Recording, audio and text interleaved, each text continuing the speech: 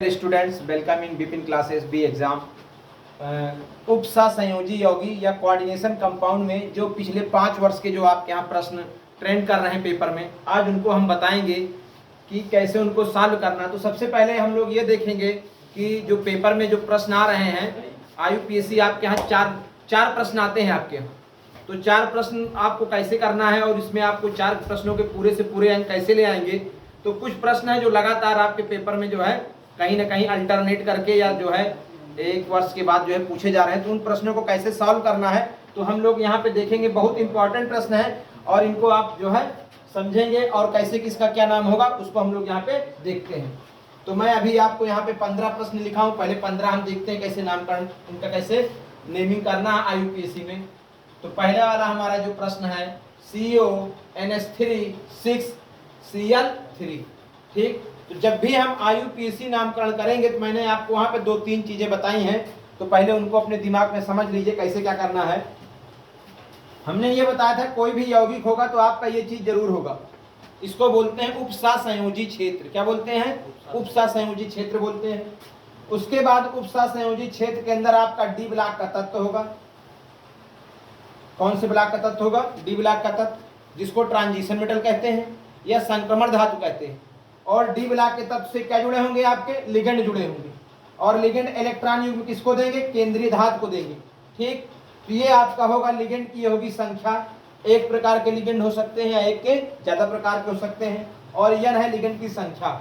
अब उपसहसंयोजी क्षेत्र के बाहर जो भी आपकी चीजें रहेंगी वो आपके काउंटर आयन हुए या इनको हम सह आयन बोलते हैं। ठीक, तो जो भी हमको नियम लगाना है वो सब अंदर चलेगा। ठीक, इतना काम, इतना हमको ध्यान देना है। अब हम आगे समझते हैं। जब हमारा यौगिक यानी उपसहसंयोजी क्षेत्र आपका ऐसे हो और पहले कुछ आपका लिखा हो तो ये वाला पोर्शन आपका धनायन हो जाएगा और यहाँ से यहाँ तक आपका ऋणायन हो जाएगा। ये भी आपको ध्यान देना है। फिर मान लीजिए कोई आपका उपसहसंयोजी क्षेत्र इस तरीके से है और इसके बाद में कुछ लिखा है तो ये यहाँ से यहाँ तक आपका धनायन हो जाएगा और ये वाला पोर्शन आपका ऋणायन हो जाएगा। क्या हो जाएगा? ऋणायन हो जाएगा।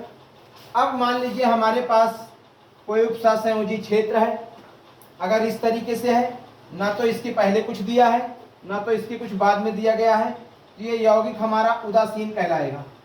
क्या कहलाएगा? उदासीन कहलाएगा। या इसी को हम बोलते हैं न्यूट्रल। क्या बोलते हैं? न्यूट्रल बोलते हैं। एक बात मान लीजिए कोई उपसहसंयोजी क्षेत्र है, आपका यहाँ पे भी कुछ दिया गया है और यहाँ पे भी कुछ दिया गया है। तब जब हम नामकरण करेंगे तो सबसे पहले हम इसका करेंगे, उसके बाद हम इसका करेंगे और सबसे लास्ट में इसका करेंगे। तो इतनी बातें हमको ध्यान में देना है। कोई हमारा क्षेत्र है, अगर पहले कुछ लिखा है तो पहले हम धनायन का नाम लिखते हैं। पहले किसका नाम लिखेंगे? धनायन का। उसके बाद नाम हम लिखेंगे बेटा ऋणायन का नाम लिखेंगे। किसका लिखेंगे? ऋणायन का। तो कोई यौगिक दिया होगा तो कैसे आप उसको पहचानेंगे कौन सा धन आयन है कौन सा ऋण आयन है। तो सबसे पहला काम जो आपका इस तरीके के आप यहाँ पे देखेंगे, क्षेत्र के पहले कुछ लिखा है तो ये वाला आपका पोर्शन पूरा पूरा धनायन हो जाएगा जितना भी यहाँ का रहेगा और ये ऋणायन हो जाएगा। तो पहले नाम हम इसको लिखेंगे, फिर उसके बाद नामकरण हम इसका करेंगे। ठीक, यदि यौगिक हमारा इस प्रकार का है कि बाद में कुछ दिया है तो धन आयन वाला पोर्शन हमारा कोष्ठक वाला हो जाएगा। पहले हम नामकरण इसका करेंगे और बाद में इसका करेंगे। मान लीजिए ना तो पहले कुछ दिया है और ना तो बाद में कुछ दिया है तो सीधे सीधे हम कोष्ठक वाले का पहले नामकरण करेंगे। फिर अगर मान लीजिए कहीं आपका कोई यौगिक इस प्रकार का है कि कोष्ठक के पहले भी दिया गया और बाद में दिया गया है तो पहले हम जो लेफ्ट हैंड साइड है पहले उसको लिखेंगे, फिर कोष्ठक के अंदर आएंगे और लास्ट में हम इसको लिखेंगे। इतनी बात आपको ध्यान में रखना है। ठीक, जो आपके उपसहसंयोजी क्षेत्र के पहले होंगे उनको आप वैसे ही लिखेंगे जैसे जो लिखा गया है। ठीक, जो भी आप परिवर्तन करेंगे वो उपसहसंयोजी क्षेत्र के अंदर आएंगे। जो भी परिवर्तन होगा यहाँ होगा। यहाँ पे आपका केंद्रीय धातु होगा और केंद्रीय धातु आपका डी ब्लॉक का तत्व होगा जिसको हम संक्रमण तत्व बोलते हैं या इसी को हम ट्रांजिशन मेटल बोलते हैं। ये जुड़ा होगा आपके लिगेंड से और लिगेंड की संख्या एक प्रकार की हो सकती है या एक लिगेंड की संख्या जो है एक भी हो सकती है, एक से ज्यादा भी हो सकती है। लिगेंड एक प्रकार के भी हो सकते हैं, एक से ज्यादा प्रकार के भी हो सकते हैं। ये सब बातें हमको ध्यान में देना है। तो अब जब हम यहाँ पे करेंगे, उपसा संयोजी क्षेत्र के अंदर आएंगे, तो सबसे पहले हम लिगेंड का नाम लिखेंगे। सबसे पहले बेटा किसका नाम लिखेंगे? लिगेंड का नाम लिखेंगे। लिगेंड का नाम लिखने के बाद हम केंद्रीय धातु का नाम लिखेंगे। किसका नाम लिखेंगे? केंद्रीय धातु का नाम लिखेंगे।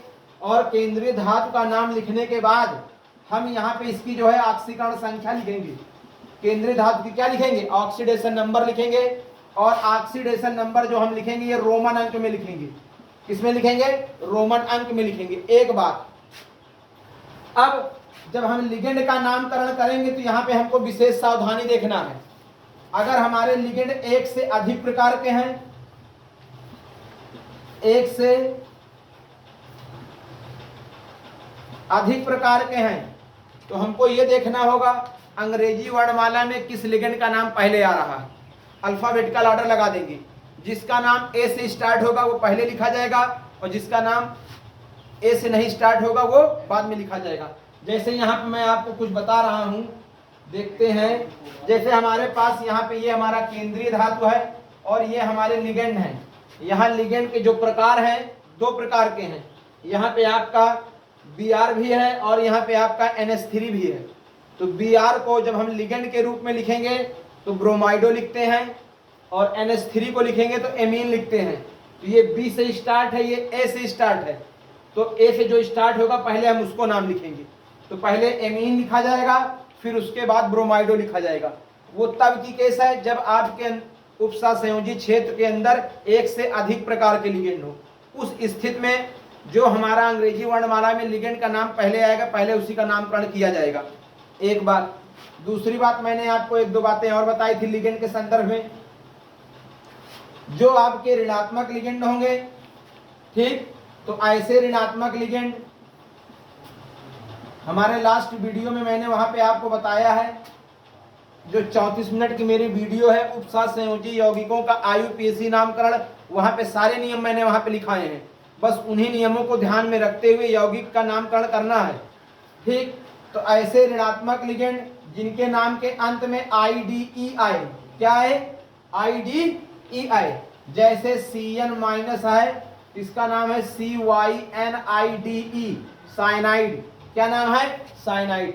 तो ऐसे ऋणात्मक लिगेंड जिनके नाम के अंत में IDE आता है, उसमें से जो E है, E को हम O से रिप्लेस कर देंगे।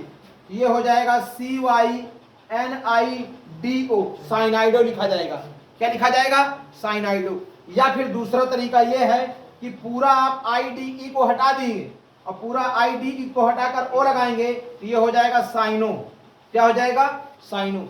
तो चाहे आप साइनो लिखो, चाहे आप साइनाइडो लिखो, तो ये आपको ध्यान देना है। ऐसे ऋणात्मक लिगेंड जिनके नाम के अंत में ITE आए, क्या है? ITE आए। जैसे SO3 माइनस और NO2 माइनस, ठीक। तो जो इसका नाम है लिगेंड का, SO3 का, ये होता है SULPHITE। क्या होता है? SULPHITE। तो इसके नाम के अंत में क्या आ रहा है? E आ रहा है। तो E को हम हटाएंगे O से, इसकी जगह पे ऐसे ऋणात्मक लिगेंड जिनके नाम के अंत में क्या है? E आए। तो जब E आएगा तो E को हटाएंगे हम O से, तो इसका जब नामकरण करेंगे हम IUPAC में, तो ये सल्फाइट नहीं कहलाएगा, ये कहलाएगा सल्फाइटो। क्या कहलाएगा? सल्फाइटो कहलाएगा। और ऐसे ये है आपका नाइट्रेट, इसको बोलते हैं NITRITE, नाइट्राइट। क्या बोलते हैं? तो नाइट्राइट है, तो इसमें से हम E हटा देंगे और E को हटा के O लगा देंगे, तो ये हो जाएगा NITRITO, नाइट्राइटो। क्या हो जाएगा? नाइट्राइटो। तो हमने आपको बताया का IDE आएगा तो E को हटाना है O से, और ITE आएगा तो E को हटाना है O से। आगे इसी में और देखते हैं।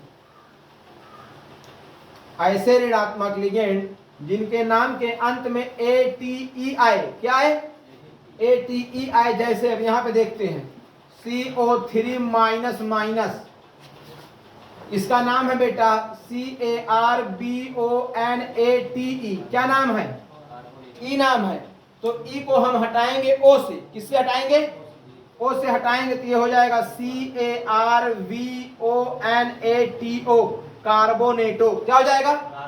कार्बोनेटो। तो तीन चीज आपको ध्यान में देना है, ATE ITE में से ई को हटाएंगे, ओ जोड़ेंगे, और जहां IDE होगा IDE में ई को हटाएंगे, उसके स्थान पर ओ जोड़ेंगे, ठीक, या फिर पूरा IDE को हटा के ओ जोड़ दीजिए। इतना आपको ध्यान देना है। और कुछ आपके जो उदासीन लिगेंड हैं वो अपने सामान्य नाम द्वारा लिखे जाएंगे। उदासीन लिगेंड कैसे लिखे जाएंगे? सामान्य नाम द्वारा लिखे जाएंगे। लेकिन कुछ उदासीन लिगेंड हैं जो अपने विशेष नाम से लिखे जाते हैं। जैसे ये H2O है, ये आपका वाटर मॉलिक्यूल है, जल है, लेकिन अगर ये लिगेंड के रूप में है, ये जल या वाटर ना लिख के ये लिखा जाता है एक्वा। क्या लिखा जाएगा? एक्वा। इसी प्रकार आपका NH3 है, तो जो NH3 है ये है आपका अमोनिया, अमोनिया अणु है, लेकिन जब हम इसको एज अ लिगेंड लिखेंगे तो इसको लिखते हैं एमीन। क्या लिखते हैं? एमीन लिखते हैं। तो इस तरीके के आपके कुछ लिगेंड है, मैं अपने वीडियो वाले में जो है ये बातें सारी वहाँ पे क्लियर की हैं, तो वहाँ से आप इसको देख सकते हैं।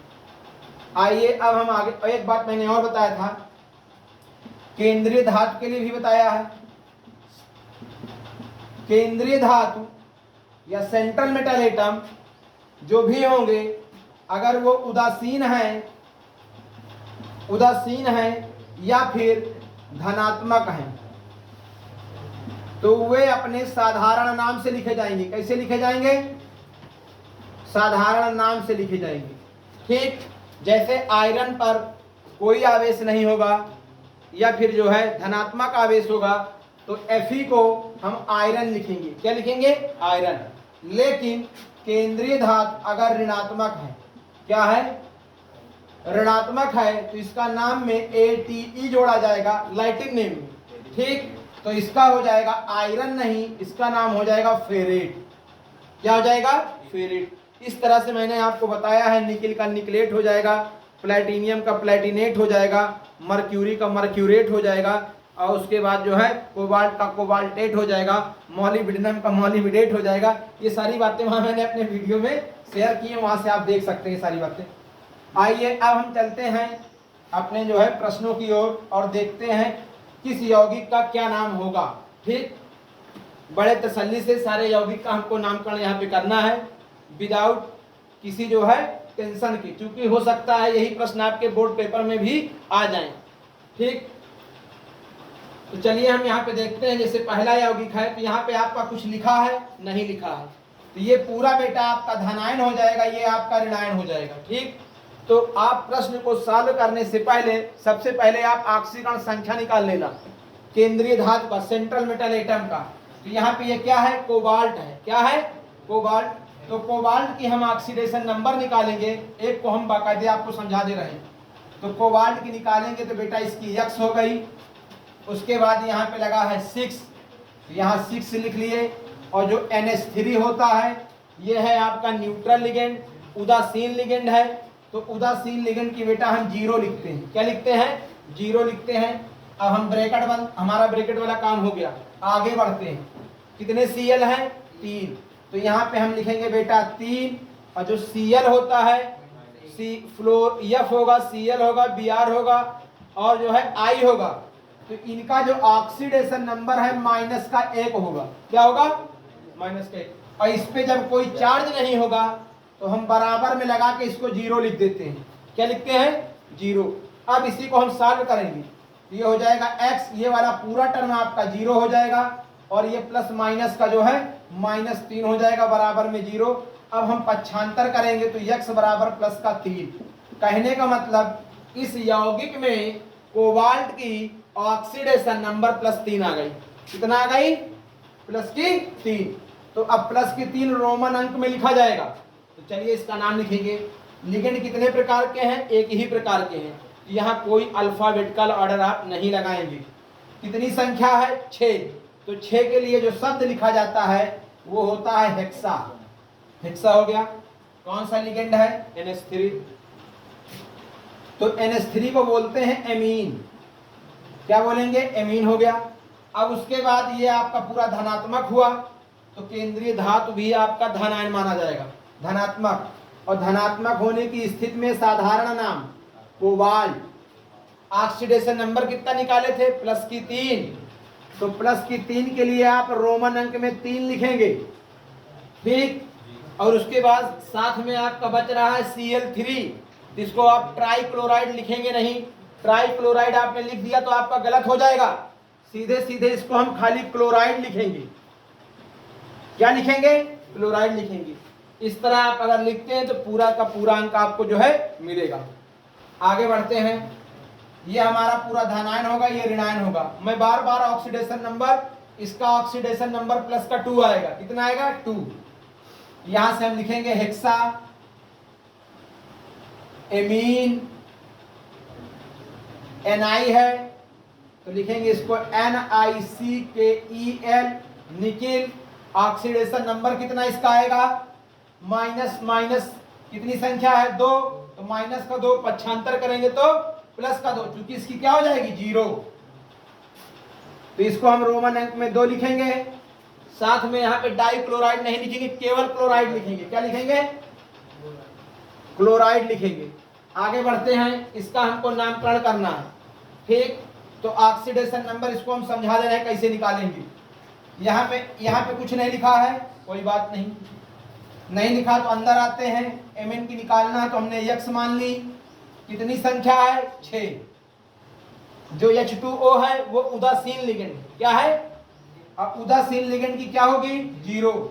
यहाँ पे कुछ लिखा है? नहीं लिखा है। तो हम सीधे बराबर लगा देंगे। कितना इसके ऊपर आवेश है? प्लस का 2 है। जितना आवेश होगा उतना साइन के साथ लिखेंगे। प्लस का 2 साल करेंगे तो कितना आ गया? प्लस का 2। तो प्लस का 2 क्या हो गया? Mn की ऑक्सीडेशन नंबर हो गई। Mn की, तो आइए इसका नामकरण करेंगे। कितनी संख्या है? 6। 6 के लिए बेटा H2O को मैंने क्या बोला? एक्वा बोलते हैं। क्या बोलते हैं? एक्वा बोलते हैं। उसके बाद केंद्रीय धातु Mn को मैग्नीज बोलते हैं। मैग्नीज हो गया। कितने आपने ऑक्सीडेशन नंबर निकाला? 2 लिखेंगे। साथ में अगर यहाँ पे आवेश लिखा है, गलती नहीं करिएगा, आयन जरूर लिखिएगा। आयन क्या लिखेंगे? चाहे माइनस चार्ज हो या प्लस चार्ज हो, आयन जरूर लिखिएगा अगर कोष्ठक के ऊपर है तो। आगे बढ़ते हैं। इसका नामकरण करेंगे। ऑक्सीडेशन नंबर 3 आएगा। Hexa aqua, hexa aqua. Ti है जिसको बोलते हैं ट्राइटीनियम। TRITINIUM, ट्राइटीनियम। ऑक्सीडेशन नंबर कितना निकाले हो? +3। तो ये 3 लिख दिए। चार्ज लगाए हो तो लगेगा आपका आयन हो जाएगा। आगे बढ़ते हैं। इसका ऑक्सीडेशन नंबर निकालते हैं। इंपॉर्टेंट है प्रश्न, पेपर में आपके आ चुका है, कई बार आया है, ठीक। देखते हैं यहाँ पे। यहाँ लिखा है 3 लिख दिए। पोटेशियम की ऑक्सीडेशन नंबर 1 होता है। लिथियम है, सोडियम है, पोटेशियम है, रूबियम है, सीजियम है, फ्रेंसियम है, सबका ऑक्सीडेशन नंबर +1 ही होता है, ठीक। +1 लगा दिए। एल्युमिनियम का निकालना है बेटा, X लिख लिए। यहाँ 3 है, मैंने यहाँ पे 3 लिख लिया। और C2O4 ये है ऑक्सलेट आयन। क्या है? कितना इस पे चार्ज है? 2। और कैसा चार्ज है? -2। यहाँ पे कुछ लिखा है? नहीं। यहाँ पे कुछ है? नहीं। तो बराबर में हम 0 लिख देंगे। क्या लिख देंगे? 0। C2O4 का ऑक्सीडेशन नंबर -2 होता है। अब इसी को सॉल्व करेंगे। ये हो जाएगा +3, ये हो जाएगा X, ये हो जाएगा -3 दूना 6, और ये हो जाएगा 0। ये हो जाएगा X -3 बराबर में 0, या X बराबर +3। कितना ऑक्सीडेशन नंबर आ गया? +3। तो रोमन में क्या लिखेंगे? 3 लिखेंगे प्लस का। अब हम इसका नामकरण करते हैं। देखो इधर कोष्ठक के पहले कुछ लिखा है?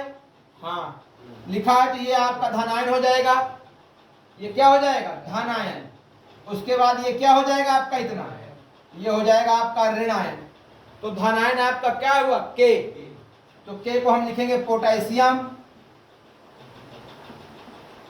पोटेशियम लिख दिए, काम इसका हो गया। अब हम उपसा संयोजी क्षेत्र को लिखेंगे। तो क्षेत्र में पहले किसका नाम? लिगेंड का नाम। लिगेंड की संख्या यहाँ कितनी है? 3। तो 3 के लिए बेटा शब्द होता है ट्राई। क्या होता है? ट्राई।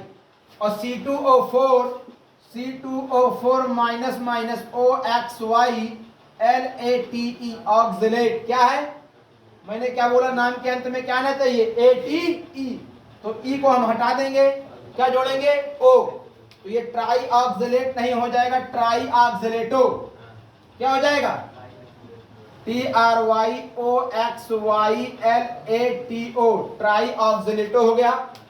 अब केंद्रीय धातु एल्युमिनियम, ट्राई TRI लिख लेंगे, ट्राई ऑक्सिलेटो।